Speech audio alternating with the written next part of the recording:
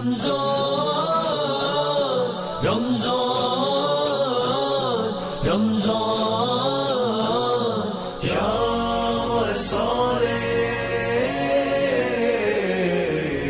شام صالح مہدی فرزند زہرا مہدی زہرا کرتے ہیں دعا مہدی شاہ صاحب زمان رمضان رمضان رمضان ماشاء اللہ لا حول ولا قوۃ الا باللہ العلی العظیم بسم اللہ الرحمن الرحیم الحمدللہ رب العالمین الصلاۃ والسلام علی سید الانبیاء والمرسلین وعلی آلہ الطیبین الطاہرین المعصومین اما بعد فقد قال سبحانہ وتعالی فی کتابہ المجید بسم اللہ الرحمن الرحیم بقیۃ اللہ خیر لکم ان کنتم مؤمنین۔ آج ماہ رمضان کی 6 تاریخ ہے اور میں النور چینل کے توسل سے آپ کی خدمت میں دوبارہ حاضر ہوں۔ ہمارے اور آپ کے درمیان جو موضوع چل رہا ہے وہ ہے حضرت امام آخر الزمان حجت اللہ سرکار مہدی علیہ الصلاۃ والسلام کا موضوع ہے ہمارے اور آپ کے درمیان۔ اور پچھلی 5 قسطوں میں جناب کے سامنے یہ عرض کر چکا ہوں کہ کیسے غیبت کبریٰ میں ہمارے امام نے ہمیں لاوارث نہ چھوڑا، بے وارث نہ چھوڑا۔ جب بھی مشکل پڑی تو ہمارے امام نے ہماری مدد کی، اور صرف ہماری نہیں، ہم سے پہلے جو گزر گئے ہمارے علماء ان کی بھی مدد کی۔ اور جب بھی بیرونی طاقتوں کا ہمارے مذہب پر حملہ ہوا تو امام علیہ الصلوۃ والسلام نے جنہوں نے بھی ان حملوں کا دفاع کیا، امام نے اپنی تائید اس میں ضرور شامل حال فرمائی، کیونکہ امام کی تائید کے بغیر کوئی بھی کار خیر میں گزارش کر چکا ہوں وہ اپنی منزل مقصود تک نہیں پہنچتا۔ تو کل میں نے آپ کی خدمت میں عرض کیا تھا کہ کس طرح امام علیہ السلام نے علامہ ہلی کی مدد فرمائی کہ دشمن کی طرف سے آنے والی کتاب جو علامہ ہلی تک پہنچی، علامہ ہلی نے پھر اس کا ایک بہت بھرپور انداز میں ایک جواب دیا تھا، اور اس جواب دینے میں بھی حضرت امام زمان علیہ الصلوۃ والسلام کی مدد شامل حال تھی۔ آج میں آپ کی خدمت میں یہ عرض کرنا چاہتا ہوں کہ سید مہدی بحر العلوم جو ایک بہت بڑا نام ہے، میں سمجھتا ہوں ایک پہاڑ سے بڑا نام ہے ہمارے مذہب میں، کہ جن کی بہت زیادہ خدمات ہیں ہمارے مذہب میں، ان کا دور تھا۔ اور ایک مولا امیر المومنین کے بہت بڑے عاشق، حقیقی معنی میں شیعہ، نام جن کا علماء نے لکھا ہے حاجی محمد حسن، جو بغداد میں دریائے دجلہ کے کنارے میں ایک چائے کا ہوٹل بنا کر اپنی زندگی کو گزار رہے تھے، اسی سے ہی ان کی گھر کے اخراجات چلتے تھے۔ وہ چائے بناتے تھے اور کافی رش لگا رہتا تھا ان کے ہوٹل۔ ایک دفعہ وہ کہتے ہیں کہ میں صبح کا ٹائم تھا، ہلکی ہلکی بارش ہو رہی تھی، ٹھنڈی ہوا چل رہی تھی، میں نے آ کے اپنی ہوٹل کو کھولا تو تھوڑی دیر گزری کہ ایک عراقی پولیس آفیسر میرے ہوٹل پہ آیا، جو شکل و صورت سے تو بہت زیادہ غصے والا لگتا تھا، اور آ کے بیٹھا اور مجھ سے اس نے بڑے غصے سے کہا کہ جلدی کرو میرے لیے چائے لاؤ۔ میں چائے بنانے میں مصروف ہو گیا، اور میں نے سنا کہ وہ مسلسل محمد و آل محمد کی شان میں گستاخی کر رہا ہے، اور بالخصوص سرکار حضرت امیر المومنین علی ابن ابی طالب اور جناب سیدہ صلوات اللہ علیہا کی شان اقدس میں وہ گستاخی کرتا جا رہا ہے۔ میں کافی دیر تک سنتا رہا، لیکن جب مجھ سے برداشت نہ ہوا تو میں نے اپنے آپ سے کہا کہ یہ بندہ واجب القتل ہے۔ میں نے دائیں بائیں دیکھا تو کوئی بھی نظر نہیں آیا تھا، کیونکہ صبح کا ٹائم تھا۔ میں نے دل میں تہیہ کیا کہ جس نے اتنی میرے امام کی شان میں گستاخی کی ہے، اسے زندہ رہنے کا حق نہیں ہے، لیکن میرے پاس کوئی ہتھیار نہیں تھا، اور میں نے دیکھا کہ اس کے پہلو میں ایک نہایت ہی قیمتی خنجر بھی لٹکا ہوا تھا۔ میں نے اپنے آپ سے کہا کہ اب اسے کیسے قتل کیا جائے، کیونکہ یہ مولا کا گستاخ ہے۔ تو آخر کار پھر یہی سوچا کہ میں کسی طریقے سے اس کی ہمدردی حاصل کروں، اس کا دوست بننے کی کوشش کروں، اور پھر اسی کے پہلو میں لٹکا ہوا خنجر اسی سے لے کے اس کا کام تمام کر دوں۔ بہرحال میں نے چائے بنائی، میں اس کے قریب گیا، میں نے چائے دی، پھر میں نے اس کی تعریف شروع کی۔ تعریف کرنے کے بعد میں نے اس کے خنجر کو دیکھ کر میں نے کہا کہ آپ کا خنجر تو بہت قیمتی لگتا ہے، اور اس نے بھی بڑے متکبرانہ انداز سے کہا کہ ہاں یہ میرا خنجر بہت قیمتی ہے اور میں نے بڑی مشکل سے یہ خریدا ہے۔ اور پھر اس نے وہی خنجر پہلو سے اتار کے میری طرف کیا کہ یہ دیکھو اس کے دستے پہ میرا نام بھی لکھا۔ بس اس نے جیسے ہی خنجر میری طرف کیا تو میں نے خنجر لیا اور تعریفانہ نگاہوں سے خنجر کو دیکھا اور خنجر کی تعریف کر رہا تھا، اور میں موقع کی تلاش میں تھا کہ کسی طریقے سے یہ مجھ سے توجہ ہٹائے اور میں اس کا کام تمام کر دوں۔ بس اچانک مجھے موقع ملا کہ خنجر میرے ہاتھ میں تھا، چائے اس کے ہاتھ میں تھی، اس کی نگاہ دریا دجلہ کی طرف ہوئی تو میں نے خنجر نکال کے پورا اس کے دل کے اوپر وار کیا اور دستے تک خنجر اس کے دل میں اتار دیا،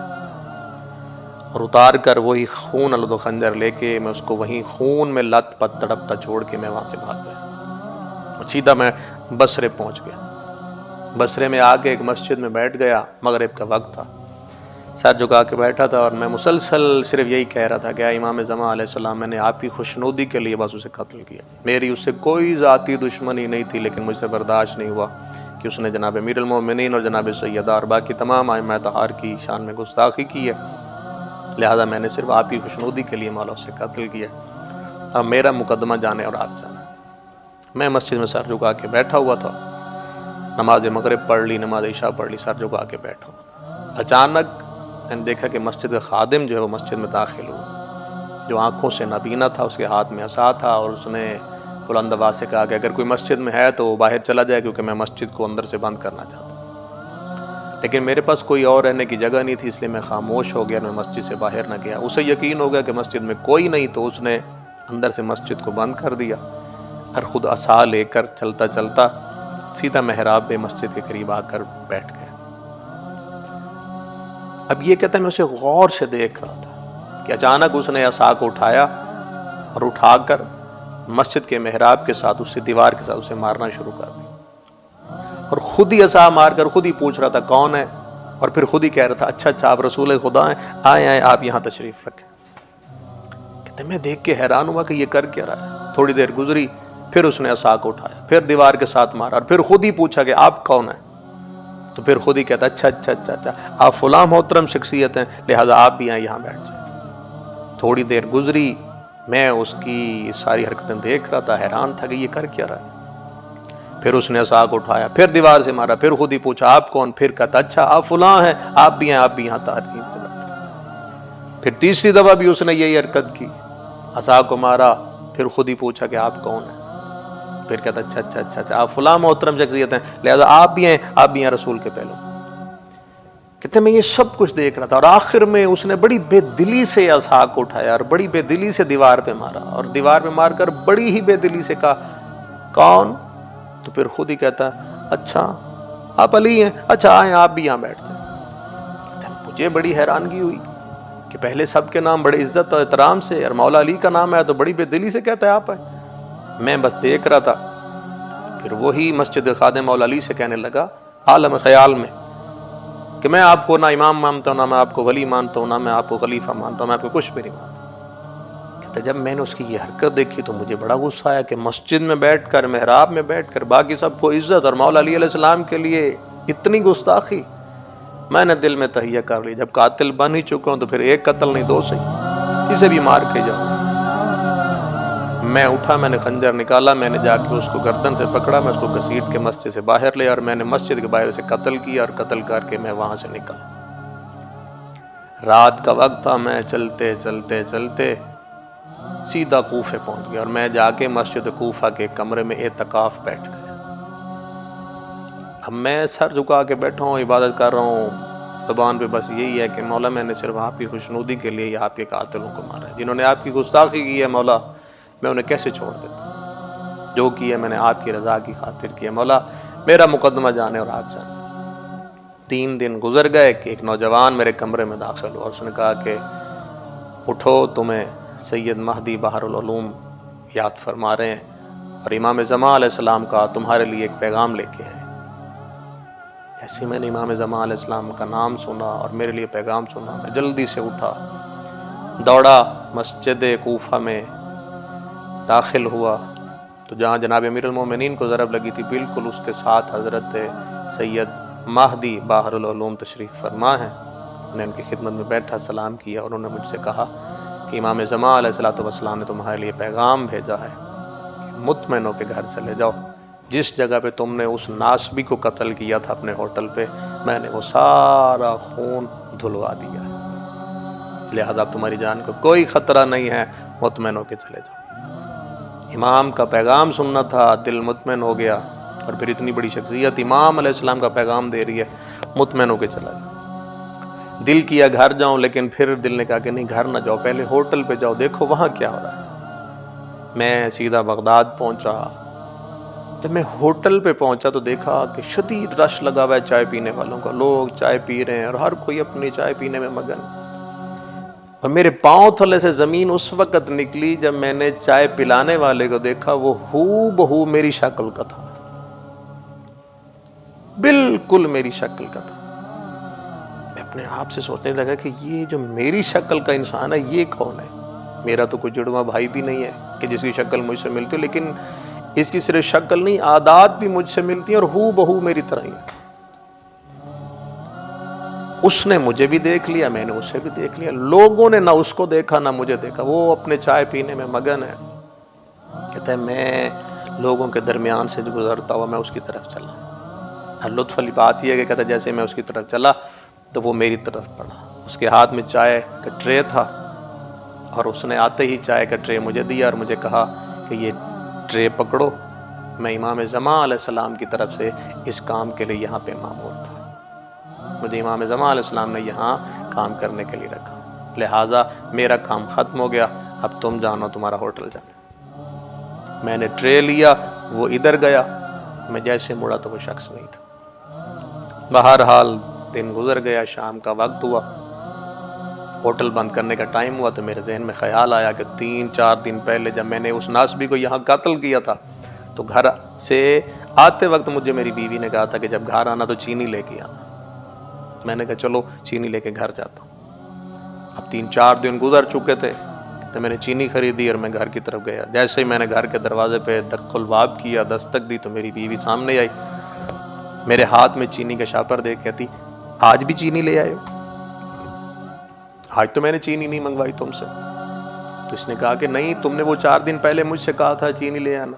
تو اس نے کہا آپ تو اسی دن چینی لے کے آئے تھے. جب اس نے کہا نا آپ تو اسی دن چینی لے کے آئے تھے، میں حیران ہو گیا کہ میں تو 4 دن گھر آیا ہی نہیں. پھر ذہن میں خیال آیا کہ ہو سکتا ہے وہی شخص جب 3-4 دن میری جگہ ہوٹل پہ کام کرتا رہا، ممکن ہے وہی میرے گھر آتا رہا. کہتے میں گھر کے صحن میں سر جھکا کے بیٹھ گیا. اچانک میں نے دیکھا کہ میری بیوی دوسرے کمرے میں میرے لیے بستر لگا رہی. تو میں اٹھا، میں اپنی بیوی کے پاس گیا، میں نے کہا تم میرا بستر اس کمرے میں کیوں لگا رہی؟ تو اس نے سر جھکا کے کہا پتہ نہیں آپ کو کیا ہو گیا ہے، 3-4 دن سے دیکھ رہی ہوں آپ مجھ سے بات ہی نہیں کرتے، اور 4 دن پہلے آپ نے کہا تھا کہ میں اب اس کمرے میں سویا کروں گا، تو لہٰذا میں تو آپ کے حکم کی تعمیل کر رہی ہوں، تو میں آپ کا بستر یہاں لگا رہی ہوں. جب اس نے یہ کہا کہ میں آپ کا بستر یہاں لگا رہی ہوں تو میں نے کہا نہیں، آج میں اپنے بستر پہ سوؤں گا. اور یہاں آ کر میرے ذہن نے فوراً خیال کیا کہ واقعاً امام علیہ السلام نے جس طریقے سے میری مدد فرمائی وہی ہو بہو میری شکل والا انسان یقیناً خدا کی طرف سے کوئی فرشتہ تھا جو ہوٹل پہ بھی میری طرف سے کام کرتا رہا اور میرے گھر میں بھی میری شکل کی صورت کا بن کے آتا رہا. اور حتیٰ کہ وہ میرے بستر پہ نہیں سویا، وہ دوسرے ہی کمرے میں جا کے سوتا رہا. ہم بے وارث نہیں، ہمارے امام موجود ہیں، اور جب بھی مشکل بن جائے اپنے امام سے توسل کریں، یقیناً وہ ہماری سنتے ہیں، ہمارے ارد گرد ہیں. خدا ہم سب کو امام علیہ الصلوۃ والسلام کی خدمت میں پیش ہونے کی توفیق عطا فرمائے. السلام یا علی کرتے